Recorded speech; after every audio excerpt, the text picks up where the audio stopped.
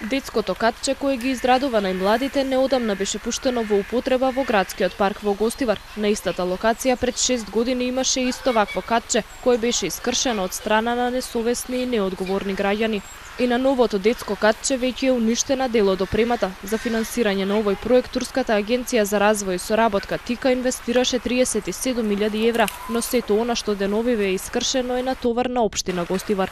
Општина Гостивар има обезбедување од 7 часот сабајле до 19 часот навечер кај детсково игралиште.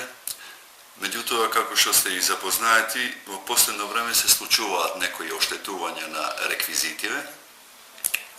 Сигурно тие оштетувања се случуваат после 19 часот од веројатно тинејџери, несовесни граѓани на општинава Гостивар, и иако општинава превзема мерки за нивна санација, повторно реабилитирање на реквизитиве, исто така користиме прилика да направиме апел до сите граѓани на општина Гостивар за да не се случуваат вакви работи, пошто најголеми децава на крај испаштаат заради немање на соодветниве реквизити.